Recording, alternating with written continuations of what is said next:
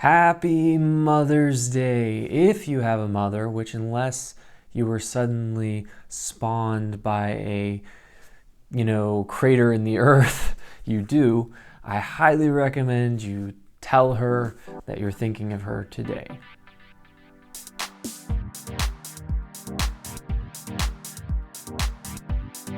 So, another week, another episode of Penny Dreadful's City of Angels for me to review. This is the third episode this week of the first season, and I have thoughts. I'm going to get into spoilers in just a second, but first I'm going to give just my general thoughts, and then if you don't want spoilers, come back later and hear my thoughts with spoilers. But before I get into that, if you're new to the channel and if you want to see my weekly reviews as they come out, I highly recommend subscribing. And you can check out more videos right now.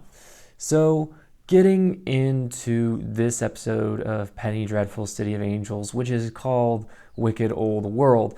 So, essentially, overall, I'm growing to like this series, I think, more and more every week. I think that it had to establish an awful lot right off the top.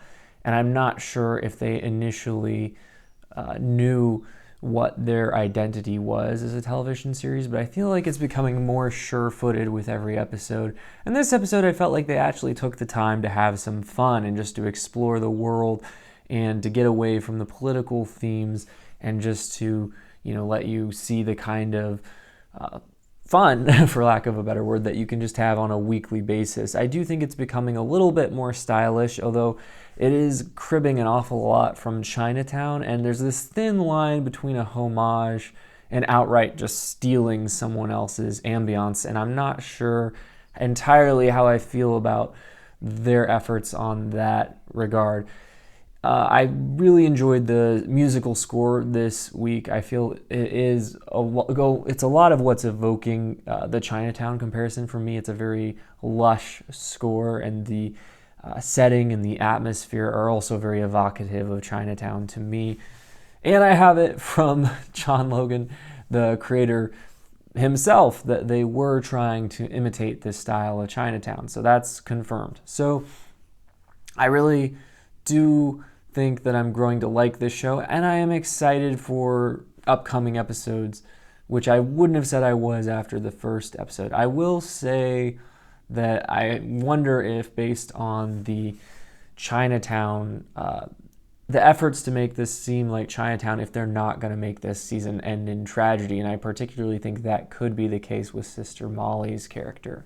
So now I'm going to get into spoilers, and if you don't want spoilers, I highly recommend coming back after you've watched the episode. So, highlights this week, I'm going to go to what I think is the thing that was the standout moment this episode, and that was the dance. And Mateo, the brother of the main character, who's played by Johnathan Nieves, he went and visited a dance club, and they kind of showed him entering the club through a long tracking shot, although it wasn't super long compared to a lot of the tracking shots we've seen lately. Our standards have been raised by the likes of 1917. But anyway, he enters the club, and this was the first scene of this season so far that really just crackled with energy, and I felt like it was a lot more authentic, culturally speaking, than a lot of the earlier episodes where I felt like it was just going for low-hanging fruit, and there was a more specificity to this episode. And obviously he encountered for the first time another one of Magda's characters, Natalie Dormier's characters, and that is Rio. And, it was interesting because they came up with an elaborate excuse for why she's white and she's not Mexican. And, I think that was smart because obviously they could have offended a lot of people if they had tried to come up with some excuse for her to be Mexican and have her, wearing brown face or whatever. And they sidestepped that. I don't know how well it works for everyone, but it worked okay for me, and I'm just going to go with it. They need her to be in this world because they need to show how she's influencing the different factions and pushing them all towards the violence. So I understood that decision. Now, this scene was, just like I said, it was crackling with energy. There was a lot of style and pizzazz. I appreciated getting to see more of Fly Rico, played by Sebastian Chacon. And the dance scene, it's a little bit unnecessary here because they didn't really use it to advance the narrative. It was just like a 3-minute dance that there wasn't really a whole lot of speaking dialogue going on, but we are kind of getting to see Rio seducing Matteo and, potentially pushing him into the midst of the violence that's about to engulf Los Angeles. And I enjoyed this scene. I didn't like the way, again, the police show up, and I'm getting a little bit tired of seeing the police portrayed as just racist tyrants, but, it's not going to change, so I just got to reconcile myself to that. And the dance scene was interesting. I'm a straight guy, so I don't pay the most attention to costumes, but I found that the dance was almost ruined for me by the outfit that Rio was wearing. It just seemed really odd because it had suspenders and it was just these baggy pants. It was almost comical, and it made her seem a lot less desirable, so I was really confused by that costume choice. I realized that she started out wearing a suit and they kind of had to go with it, but it just didn't make a whole lot of sense to me why they made that choice. After the dance, we got to see her kind of trying to push Fly Rico to, fight the police. And, fittingly, she threw the first punch at the brawl that erupted at the dance. And, obviously she's the one trying to push everyone into violence. And it was weird to me because clearly they're trying to say that all the minority groups are on the same page, that they need to oppose the Nazis and the America Firsters. And, as someone who lived in Mexico for 13 years and, just looking around at the world, I think most people recognize this, is that minorities don't always get along with other minorities. It's not just that, you have racists that are the problem. It's that minorities tend to be racist against other minorities at times. And particularly the association of, the line that Rio says is, we are, she lists all these things we are, and then she says, we are queer, we are everything they fear, and we go out dancing. And I don't think, even at this time in history, that minorities were necessarily on board with the queer lifestyle. So it's an odd decision to try and be like, it's everyone versus the America Firsters and the Nazis. And I feel like this is John Logan trying to make this statement about our own time that doesn't really fit with this time in history. The other highlight of this episode, and debatably this could be my favorite part of the episode, was the date that Sister Molly, played by Kerry Bishe, and Tiago, played by Richard Zovatto, went on. And I loved the outfit that Sister Molly was wearing, and I thought it was funny how they had them both wearing blue, because it was obvious that they were, had them choose these outfits so that they would look good together. But when you think about the fact that there's no way that they coordinated in advance, it's kind of one of those funny little things that's obviously a show thing as opposed to something that would happen in real life. But obviously, as I said, it was very reminiscent of Chinatown in the atmosphere of this scene. And it was kind of shot as though we were watching them from a distance or kind of surveilling them. And we know that Sister Adelaide, played by Amy Madigan, sent her henchmen to watch them. So it kind of gives you this sense of unease as this date is going on, even though it was a very romantic date and it was a very stylish and gorgeously shot date, very romantic. But you have this sense of unease because you know that they're being watched. And it added to my sense that this is probably going to end in tragedy. A lot of people have complained about, or at least on this channel, have complained about the portrayal of Christians in this show. And I don't think that they're portraying Sister Molly as in a negative way. I think she is authentically, so far, a Christian.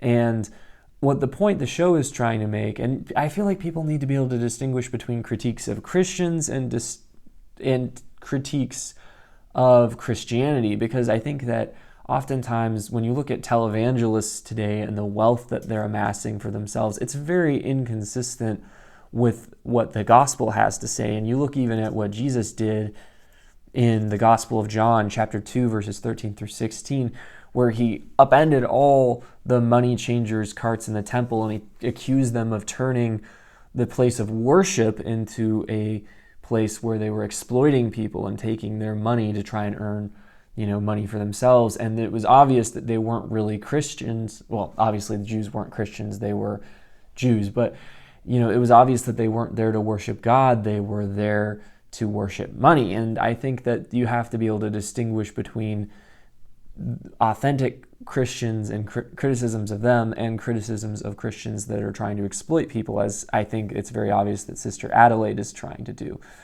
And this episode, you really got to feel the longing that Sister Molly has for Tiago, and just this longing to have an identity that's separated from religion, because I think she's been sucked into this spotlight that she doesn't really feel comfortable in, and she just wants to be Molly. She doesn't want to be Sister Molly. And Tiago expresses a similar desire to just be Tiago and to not have to always be struggling with trying to figure out who he is and how he fits in with the cops and with his own people and the Chicano culture.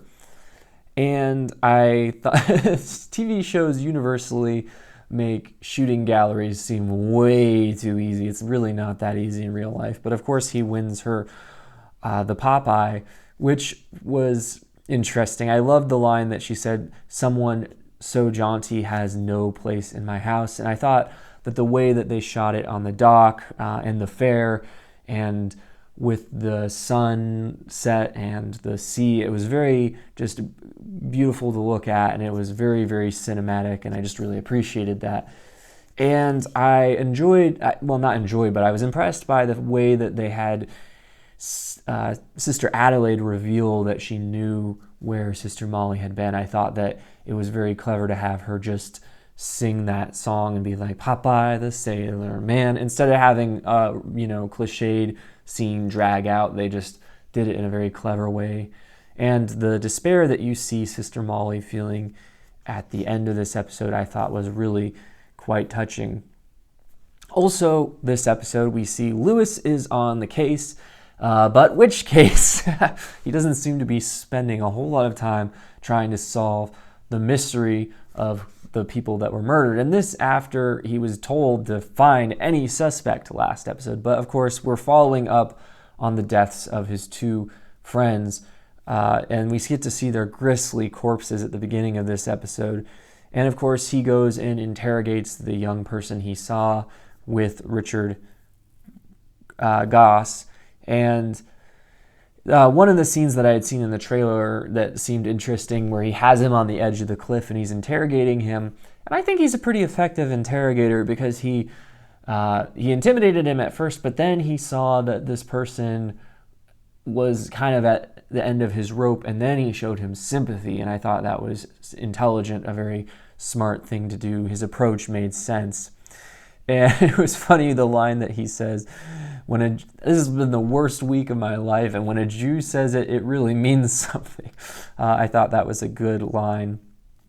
But again, the fact that they separated him from Tiago so early was kind of an odd choice in my decision. And he is with Tiago at the end of this episode, and just to tell him that he's taking time off for his friend's funeral, although whether he's taking time off for that or to investigate this case further, I wasn't really sure. I appreciated a lot of the zingers that he got in this scene. For instance, he's like, "Me and all the wailing Jews, it's going to be a riot," delivered in only the way that Nathan Lane can. And "Thank God you met me, you're so sheltered." I appreciated those lines. I thought that they were witty, very wry, and Nathan Lane continues to just be an endless source of pleasure in this show. And he reveals to Tiago, and how he had time to find this out with all the other investigating he was doing, I don't really know, but he tells Tiago some things about Sister Molly that should leave Tiago uncertain whether he can trust her. And Tiago tells him that he still trusts Molly despite the things that Lewis reveals to him. And this is where the title of the episode comes into play, because Lewis says, "Well, grow up. It's a wicked old world, and it's only got me and you to save it," which seems like an ironic line. I think if it was being played straight, it would be a little bit silly, but I think that he's being ironic. Like, obviously, the world would be in pretty bad shape if it was just the two of them to save it.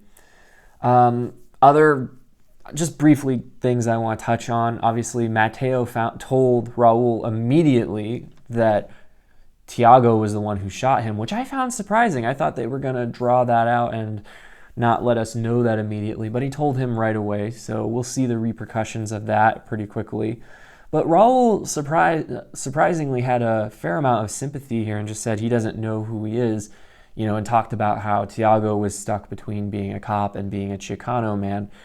And I don't know that it would be realistic for Raul to respond with that kind of sympathy, but that was the response he had. So, he's being a good brother. I didn't really understand why he had Tiago put his hand to his heart. Was he just trying to rub in his guilt, be like, yeah, you almost killed me? Or was there some cultural aspect to this that I don't really appreciate? Was he saying, I'm still close to you, so you feel my heart? He seems to be all back. Like, Raul seems fine. He doesn't seem to have suffered any ill effects from his near death. So we'll see how the plot between him and Tiago develops as things go forward.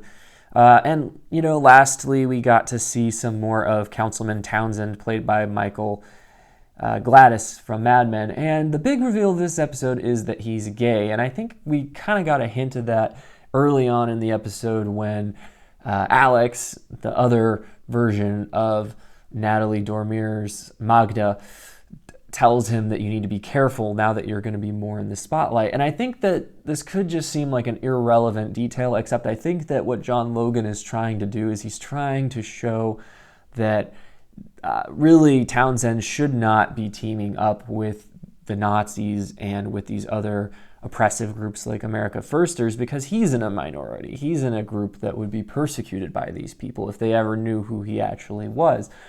And that's an interesting thing to draw out. But again, I don't think that all minorities were banded together at this time, so it seems a little bit like they're bringing modern identity politics into this story in a place that they really don't fit.